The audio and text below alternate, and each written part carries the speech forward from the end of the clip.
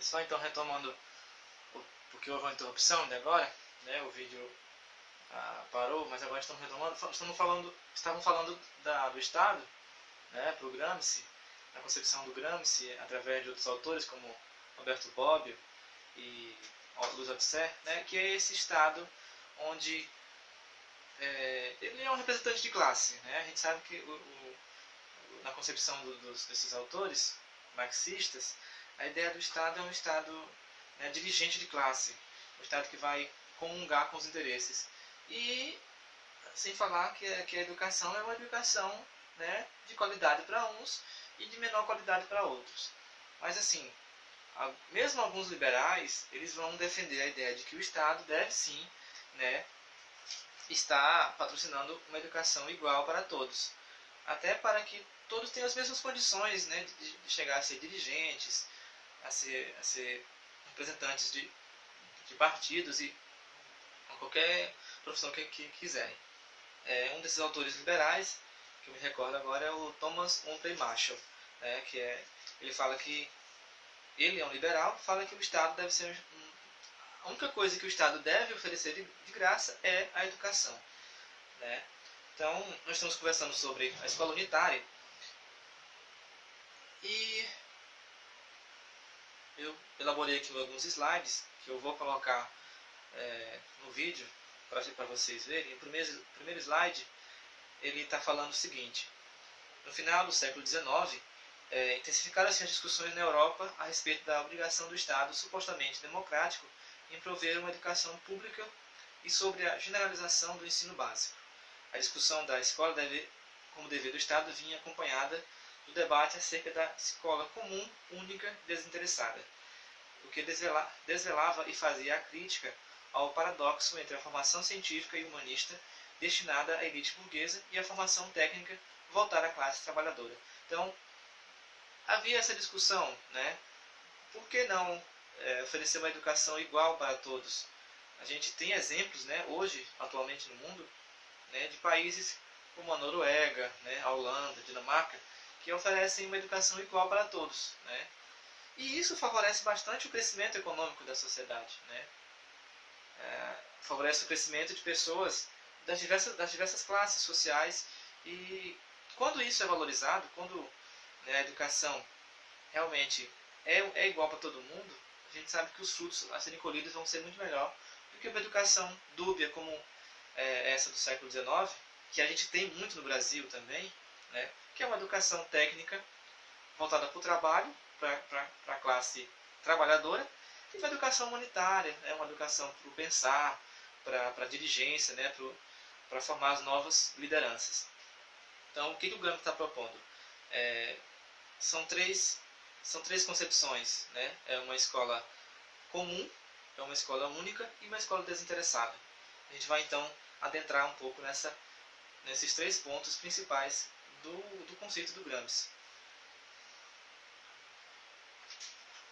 Então, ele vai colocar que, como os termos são carregados de sentido, julgamos importante esclarecer com qual propósito Gramsci utilizou os termos comum, única e desinteressada para caracterizar a sua proposta de escola. O objetivo comum, para o Gramsci, não significa que a escola deveria ser simples. Não, o termo comum quer dizer que a escola para Gramsci deveria ser comum a todos, ou seja, com oportunidade de acesso a todos. O termo única está relacionado à ideia de uma escola não hierarquizada, de acordo com as classes sociais mais ou menos favorecidas, mas sim a escola de todos os níveis de ensino que prepara de maneira igual os indivíduos às mesmas oportunidades profissionais. Então, o Antônio Gramsci, ele é um autor que vai influenciar muito a educação brasileira. Por quê? Apesar de toda essa desigualdade social, né, as propostas das orientações curriculares, né, a proposta de um currículo científico que leve em consideração essa educação humanitária, essa educação igual para todos, é baseada no Gramsci, né? Não que se pense numa revolução, mas que é uma educação socialista. Isso a gente tem que ter certeza, né?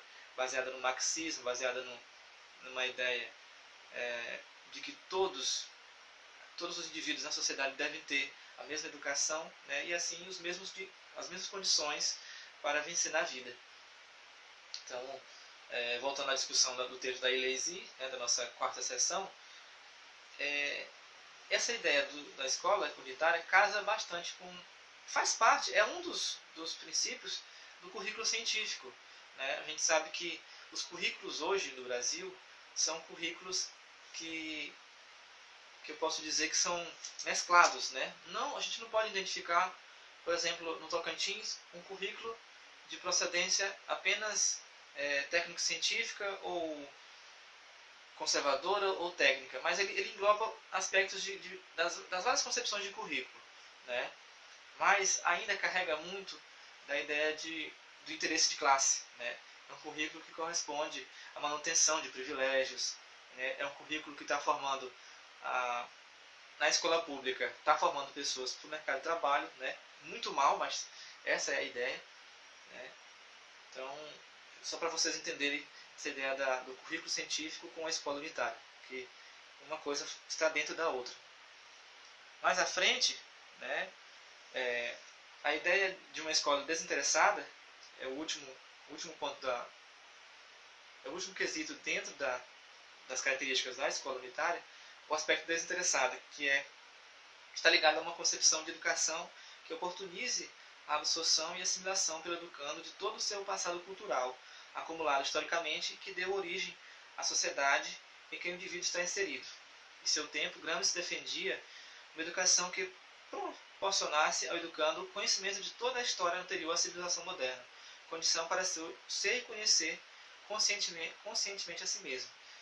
Então, não tem nada a ver, né? Ele fala desinteressado, mas na verdade, o que isso significa para o Gramsci? Que leva em consideração, né, toda a herança cultural daquela pessoa, que ele se identifique com o seu grupo, né? Que essa educação proporcione à pessoa ela não ser um imbecil de luxo, né? Mas que aquele conhecimento seja utilizado para a emancipação humana, né? Para que ele no futuro seja um intelectual orgânico, né? Ele fala muito dessa questão da praxis também, a filosofia da praxis, né? Então, a educação não deve ser algo desprendido da realidade. Então, nesse ponto, o desinteressado ele está fazendo até uma ironia, porque é realmente para casar a prática com a teoria. Gramsci, a organização prática da proposta da escola unitária ou de cultura geral dependia de uma ampliação dos prédios, do material científico e principalmente do corpo docente.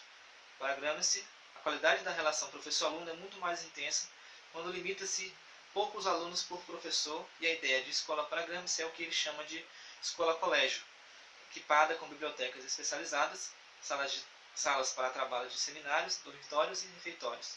Gramsci chega a admitir que, por ser um novo tipo de escola, com vagas inicialmente limitadas, o ingresso dos alunos necessariamente deveria ocorrer por meio de concurso ou indicações. Bem interessante, né? Como isso destoa da nossa realidade, do nosso dia a dia. Porque a gente tem salas superlotadas no ensino médio, a gente sempre tem salas onde o professor ele não conhece os alunos, ele está sobrecarregado, alunos que não têm interesse em estudar, entram ali para tomar vaga de alguém que às vezes não tem condições de entrar, porque muitas vezes até tem inteligência, mas não tem um material escolar, não tem recursos em casa para... Então, realmente a educação que o Gramsci está propondo é uma educação revolucionária, né? É uma educação para quem quer, é uma educação para formar dirigentes, né? Ele fala muito na questão do Partido Socialista. Gramsci era socialista. Gramsci fazia parte de um projeto de educação na Itália, né? Em 1920 ele fez parte de uma comissão, né, para fazer uma reforma educacional. Então ele está falando isso aqui não no plano das ideias, né? Gramsci também sofreu a repressão, né, do governo de Mussolini. Então ele está pensando realmente na prática, né? E como essa educação favorece a elevação de classe, a mobilidade social.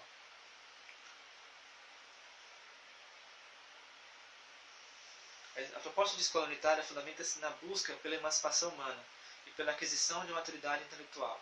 Gramsci não concordava com o formato do ensino nos liceus, a última fase escolar antes da universidade, em sua época na Itália. Criticava a forma dogmática e autoritária dos liceus em face à suposta autodisciplina intelectual e a autonomia moral que este nível de ensino deveria desenvolver nos alunos, que só eram efetivamente alcançados no âmbito das universidades. Então, mais uma vez, né, uma crítica do Gramsci a esse modelo que naquela época já estava presente, que é o modelo, né, dual de educação, um modelo baseado em interesses de classe, né, onde a intencionalidade está presente. O Gramsci não queria que essa proposta humanitária fosse estar presente apenas na universidade, mas desde os primeiros anos da educação, né, de escolaridade. O desafio era de pensar uma escola socialista unitária, que articulasse o ensino técnico-científico ao saber humanista. Essa seria uma chave para que os trabalhadores pudessem perseguir a sua autonomia e desenvolver uma nova cultura, antagônica àquela da burguesia. A luta dos trabalhadores para garantir e aprofundar a cultura, para se apropriar do conhecimento, traria consigo o esforço e o empenho para assegurar sua autonomia em relação aos intelectuais da classe dominante e ao seu poder despótico. Né? Então eu creio que ficou um pouco claro nessa ideia da escola unitária do Gramsci, como